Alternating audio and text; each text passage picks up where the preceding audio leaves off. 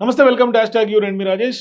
2019లో వైఎస్ఆర్సీపీ చేతిలో ఘోర పరాజయం చవిచూసినటువంటి టీడీపీ అధినేత నారా చంద్రబాబు నాయుడు 2024లో అంటే తాజా ఎన్నికల్లో మాత్రం చాణక్య నీతిని అవలంబించినట్లుగా చెప్పుకోవచ్చు.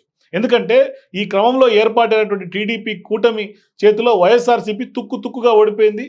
విజయ్ దుందుబి కూటమి పార్టీలు మోగించాయి. కట్ చేస్తే ముఖ్యమంత్రిగా విపక్ష నేతగా సుదీర్ఘకాలం పనిచేసినటువంటి చంద్రబాబు నాయుడు మరొక్కసారి ముఖ్యమంత్రి పీఠాన్ని కూడా అధిరోహించారు.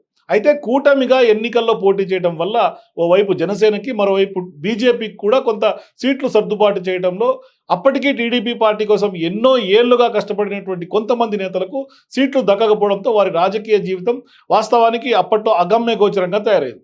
అయితే ఈ నేపథ్యంలో సీట్లు దక్కనటువంటి నేతల విషయంలో చంద్రబాబు కీలక నిర్ణయం తీసుకుంటారనే టాక్ వినిపిస్తోంది. అయితే ఆ సమయం ఇప్పుడు రానే వచ్చింది. త్వరలోనే టీడీపీ కూటమి కోసం కష్టపడ్డ సోకాల్డ్ నేతల విషయంపై బాబు ఓ సమావేశం ఏర్పాటు చేసి నామినేటెడ్ పదవులను కొన్నింటిని వారికి కేటాయించబోతున్నట్లుగా తెలుస్తోంది. అయితే అవి ఎవరికి దక్కుతాయనేది మాత్రం ఇప్పుడు ప్రశ్నార్థకంగా మారింది. ఇకపోతే ఎన్నికలకు ముందు బాబు టికెట్ దక్కనటువంటి పలువురు సీనియర్ నేతలకు పార్టీ పదవుల్లో ప్రాధాన్యం ఇచ్చినట్టు కొంత కొట్టొచ్చినట్టు కనపడింది. ఉదాహరణకు కొవ్వూరు టికెట్ ఆశించినటువంటి మాజీ మంత్రి జవహర్కు తెలుగుదేశం పార్టీ జాతీయ ప్రధాన కార్యదర్శిగా బాధ్యతలు అప్పచెప్పినటువంటి సంగతి కూడా మనకు తెలిసిందే.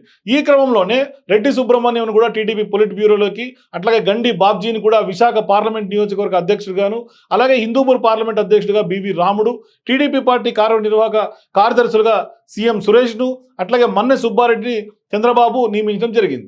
అయితే మాజీ మంత్రి జవహర్ కొవ్వూరు టికెట్ ఆశించగా ఈసారి ఆయనకు నిరాశ ఎదురైంది. ఆ స్థానంలో ముప్పిడి వెంకటేశ్వరరావుకు అవకాశం ఇచ్చారు. ఈ నేపథ్యంలో జవహర్ ఇండిపెండెంట్గా బరిలో దిగేందుకు సిద్ధపడగా టీడీపీ అధిష్టానం ఆయన్ని ఎన్నికల ముందు కొంత బుజ్జగించి మెత్తపడేలా చేసింది. అలాగే రెడ్డి సుబ్రహ్మణ్యం రామచంద్రాపురం టికెట్ ఆశించగా కూడా ఆయనకు కూడా నిరాశ ఎదురైంది. కానీ గండి బాబ్జీ విశాఖ దక్షిణ టికెట్ ఆశించగా పొత్తులో భాగంగా ఆ సీట్ను జనసేనకు వెళ్ళినటువంటి సంగతి కూడా అందరికీ తెలిసింది.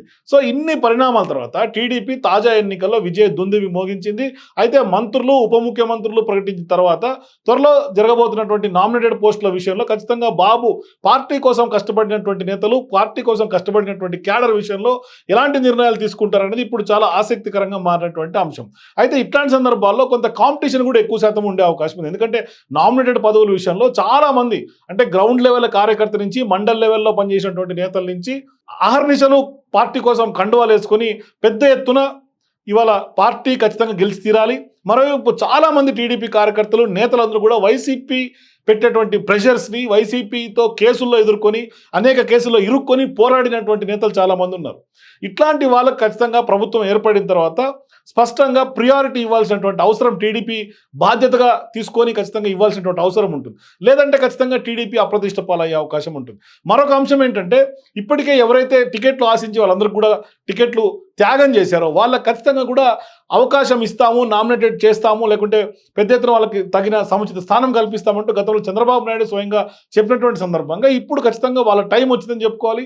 అట్లాంటి వాళ్ళందరికీ కూడా ఇవాళ నామినేటెడ్ పదవుల్లో కీలకమైనటువంటి పదవులు, ముఖ్యమైనటువంటి పదవులు ఇచ్చే అవకాశాలు ఉన్నాయనే చర్చ ప్రధానంగా టీడీపీలో వినిపిస్తోంది. మరొక విషయం, అట్లాంటి పోస్టులతో కాకుండా మిగతా అన్నింటిలో కూడా ఒకవైపు టీటీడీ బోర్డు కానీ, లేదంటే శ్రీశైలం బోర్డు కానీ, లేదంటే కనుక ఇతర నామినేటెడ్ కార్పొరేషన్ పదవులు కానీ అన్నింటిలో కూడా పెద్ద ఎత్తున కాంపిటీషన్ ఉంది. ఇట్లాంటి సందర్భాల్లో టీడీపీకి వాస్తవానికి నామినేటెడ్ పదవుల భర్తీ ఈసారి కొంత కత్తి మీద సామాన్యం చెప్పుకోవాలి. ఎందుకంటే గతంలో కేవలం టీడీపీ ఒంటరిగా పోటీ చేసినటువంటి సందర్భంగా అప్పుడు కేవలం టీడీపీ నేతలకు మాత్రమే ఇట్లాంటి నామినేటెడ్ పోస్టులు ఇవ్వాల్సినటువంటి అవకాశం ఉంటుంది. కానీ ఇప్పుడు ప్రధానంగా టీడీపీతో పాటుగా అంటే నామినేటెడ్ పోస్టుల్లో ఉన్నటువంటి పోస్టుల్లోనే బీజేపీకి, జనసేనకు కూడా సర్దుబాటు చేయాల్సినటువంటి అవసరం ఉంటుంది.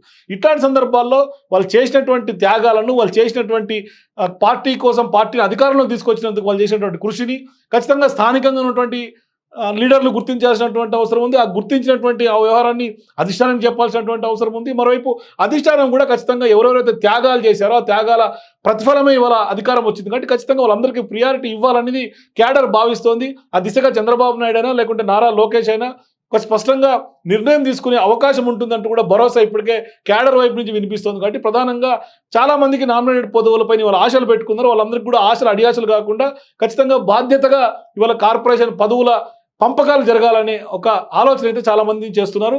చూద్దాం భవిష్యత్తులో ఏం జరగబోతుందో. For more videos please watch hash tag you.